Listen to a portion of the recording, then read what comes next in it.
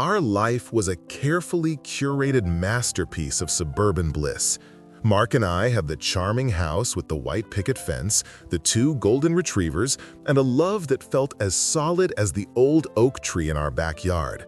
We hosted dinner parties where our friends would sigh and call us the perfect couple. For 7 years, I believed it with every fiber of my being. Our story was simple, straightforward, and beautiful. Mark was the cornerstone of that beautiful life. A devoted husband, a successful architect, and my best friend.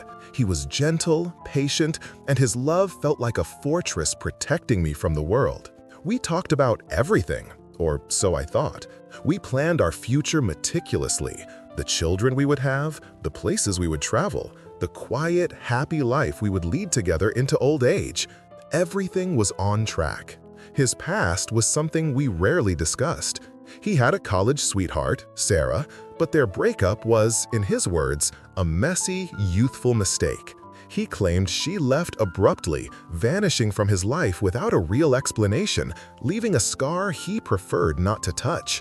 I respected that, believing that some doors are best left closed, especially when the present is so idyllic and seemingly secure. I never questioned his version of events. Why would I? Every action he took, every word he spoke, reinforced the image of a man wholly committed to our present and our future. The ghost of Sarah was just that, a faint, distant memory that held no power over the vibrant reality we had built together. Our foundation felt unshakable, built on trust and a shared vision of forever. But perfection is often a fragile illusion, a thin veneer over secrets that fester in the dark. I learned that the hard way. I learned that a closed door doesn't mean the room behind it is empty. Sometimes it's just waiting for the right moment to be thrown open, unleashing everything you never knew was hiding inside, ready to tear your world apart. Looking back, there were subtle cracks in the foundation I had ignored. Sometimes, late at night, I'd find Mark staring out the window with a look I couldn't quite decipher. A blend of melancholy and something deeper, something unresolved. When I would ask, he'd just smile, pull me close, and say he was just thinking about how lucky he was. I chose to believe him, pushing my faint unease aside. He rarely mentioned Sarah by name, but her presence lingered in untold stories.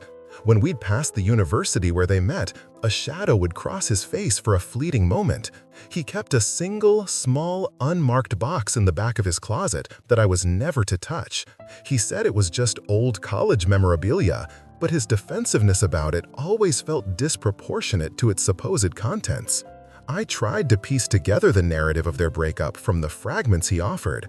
He said she became distant, erratic, and then one day she was simply gone. Her phone was disconnected, and her roommates said she had moved out without a word. He painted a picture of a flighty, unreliable woman, and I accepted it because it made our own stability feel that much more profound and real.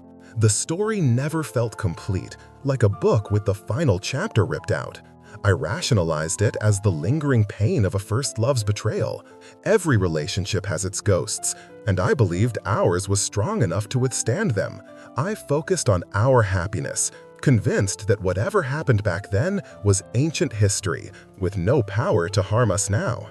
I was so terribly, devastatingly wrong, because that ancient history was not buried. It was breathing, it was growing, and it was about to walk right up our manicured lawn and knock on our front door. The past wasn't just coming back to haunt us, it was coming to demand a place at our dinner table, forever changing the landscape of our carefully constructed lives and revealing a truth I wasn't prepared for. It was a Tuesday afternoon, ordinary in every way. I was pruning the roses when I heard the doorbell ring. I assumed it was a package delivery, so I wiped the dirt from my hands and answered without a second thought.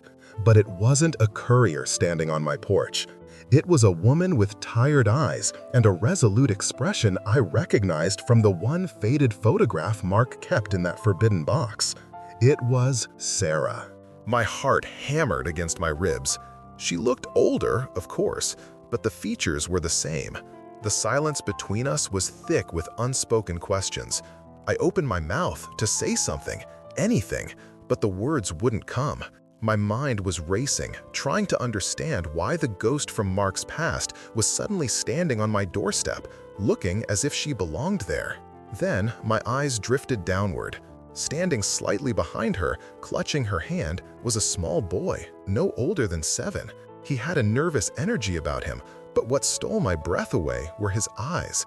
They were a startling, familiar shade of blue. They were Mark's eyes.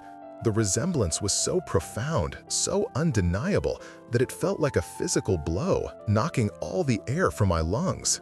"Hello," Sarah said, her voice steady despite the tremor I saw in her hand. "I know this is a shock. We need to talk to Mark."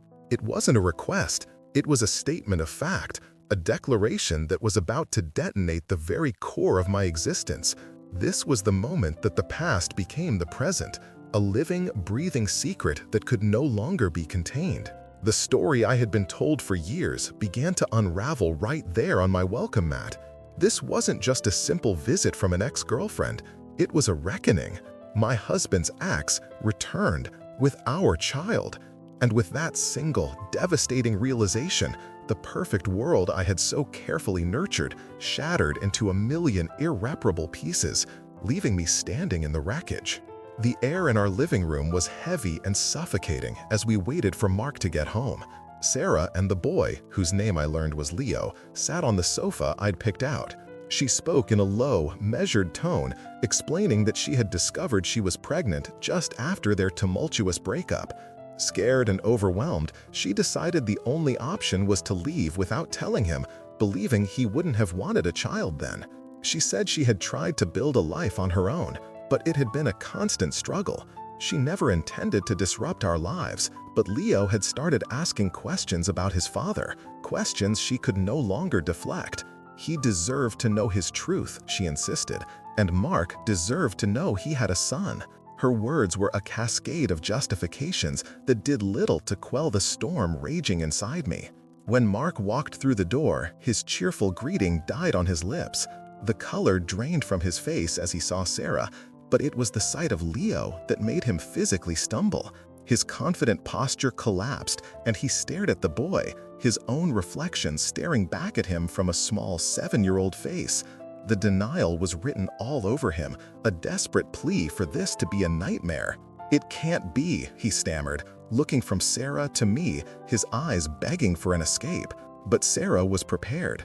She calmly pulled out a small envelope containing a birth certificate and a series of photos chronicling Leo's life. On the certificate, under the space for the father's name, was his, Mark Thompson. Every piece of paper was a nail being hammered into the coffin of our life together. The confrontation was quiet, devastatingly so. There was no shouting, only the crushing weight of a long-held secret finally exposed. Mark's past wasn't just a messy breakup, it was a lie of omission that had shaped our entire marriage. The woman he'd painted as flighty was the mother of his child, and the life he'd built with me was on a foundation of deceit. The days that followed were a blur of whispered arguments and long, agonizing silences. The house, once a sanctuary of love and laughter, became a tense battleground of distrust and betrayal. I looked at Mark and saw a stranger. Every memory we shared was now tainted. Every "I love you" felt like a potential lie. How could he not have known? Or worse, had he suspected and simply hidden it from me? Mark was a wreck, torn between a past he never knew and a present that was disintegrating before his eyes. He swore he had no idea about Leo, that Sarah's disappearance had been a complete mystery to him. While a part of me wanted to believe him, the seed of doubt had been planted, and it was growing into a thorny vine, wrapping itself around my heart. The most practical and painful step was the paternity test. It felt so clinical, so cold, reducing this life-altering emotional catastrophe to a simple swab of DNA. Yet, it was necessary. We needed absolute certainty before we could even begin to think about what came next. The wait for the results was excruciating, each day stretching into an eternity of what-ifs. Our friends and family could sense the shift. Our forced smiles at social gatherings didn't fool anyone. The easy intimacy Mark and I shared was gone. replaced by a chasm of unspoken accusations and fear. I spent nights awake, staring at the ceiling, wondering if our marriage could possibly survive this. The perfect couple was a myth, and our perfect life was nothing more than a carefully crafted illusion. The question wasn't just about whether Leo was his son. The real question was whether the man I married was the man I thought he was. The arrival of this child had done more than just introduce a new person into our lives. It had unearthed a fundamental deception that threatened to unravel the very fabric of our shared reality, leaving us both lost and broken. The email arrived on a Friday morning. The subject line simply read, "Paternity test results." For a full 10 minutes, neither of us could bring ourselves to open it. It sat in the inbox like a ticking time bomb, holding the definitive answer that would either offer a sliver of relief or confirm our worst fears. Finally, with trembling hands, Mark clicked it open. The result was 99.9% positive. Leo was his son. There was no ambiguity, no room for doubt. The scientific certainty of it was absolute and crushing. Mark sank into his chair, the last vestiges of his denial swept away by a single stark percentage. He was a father. He had been a father for 7 years and hadn't known it. The weight of that reality seemed to age him in an instant, carving new lines of grief and responsibility onto his face. My own reaction was a confusing torrent of emotions. There was anger at the betrayal, sadness for the life we had lost, but also a strange, unexpected pang of sympathy for Mark and for this innocent child caught in the middle. The abstract threat had now become a concrete fact. This wasn't a problem we could wish away. Leo was real, he was Mark's son, and he was now a permanent part of our world. The confirmation forced us to stop fighting each other and start facing the situation. The blame and the what-ifs were suddenly secondary to the much larger question: what do we do now? We had a child to consider, a little boy who had no fault in any of this. Our personal pain had to be compartmentalized, at least for a moment, to address the needs of a son Mark was just beginning to know. This undeniable truth was the end of one chapter and the terrifying beginning of another. It was a reunion not of two former lovers, but of a man with a past he never knew and a son he never got to raise. The path forward was completely obscured by fog, and we had to decide if we were going to try and navigate it together or let it tear us apart for good. The first steps were hesitant and clumsy. Mark started spending time with Leo on weekends. I would watch from the window as he taught the boy how to throw a baseball in our backyard, the same yard where we had planned our own children's futures. Each moment of their bonding was a sharp, painful reminder of what I had lost and what my husband had gained without me. It felt like an intrusion, a violation of our sacred space. Sarah remained a complicated presence. We had to establish boundaries and communication for Leo's sake, which meant civil phone calls and awkward handoffs at the front door. It was a delicate, forced dance of civility, each of us tiptoeing around years of pain and resentment. Forging a functional co-parenting relationship from the ashes of betrayal and lies felt like an impossible task. My role in this new dynamic was the most undefined. I wasn't Leo's mother, but I was his father's wife. I struggled to find my place. Do I try to be a stepmother? Do I remain a distant, resentful observer? Some days the bitterness was overwhelming. Other days I would see Leo's innocent smile, a smile so much like his father's, and my heart would ache with a compassion I didn't know I had. Slowly, almost imperceptibly, something began to shift. The raw anger started to soften into a dull ache, and then, occasionally, into something resembling understanding. Mark and I began to talk again, not about the past, but about Leo. We started attending therapy, both together and separately, to navigate the complex web of emotions this revelation had created for us. This undeniable truth was the end of one chapter and the terrifying beginning of another. It was a reunion, not of two former lovers, but of a man with a past he never knew and a son he never got to raise. the path forward was completely obscured by fog, and we had to decide if we were going to try and navigate it together or let it tear us apart for good. The first steps were hesitant and clumsy. Mark started spending time with Leo on weekends. I would watch from the window as he taught the boy how to throw a baseball in our backyard, the same yard where we had planned our own children's futures. Each moment of their bonding was a sharp, painful reminder of what I had lost and what my husband had gained without me. It felt like an intrusion, a violation of our sacred space. Sarah remained a complicated presence. We had to establish boundaries and communication for Leo's sake, which meant civil phone calls and awkward handoffs at the front door. It was a delicate, forced dance of civility, each of us tiptoeing around years of pain and resentment, forging a functional co-parenting relationship from the ashes of betrayal and lies felt like an impossible task. My role in this new dynamic was the most undefined. I wasn't Leo's mother, but I was his father's wife. I struggled to find my place. Do I try to be a stepmother? Do I remain a distant, resentful observer? Some days the bitterness was overwhelming. Other days I would see Leo's innocent smile, a smile so much like his father's, and my heart would ache with a compassion I didn't know I had. Slowly, almost imperceptibly, something began to shift. The raw anger started to soften into a dull ache, and then, occasionally, into something resembling understanding. Mark and I began to talk again, not about the past, but about Leo. We started attending therapy, both together and separately, to navigate the complex web of emotions this revelation had created for us.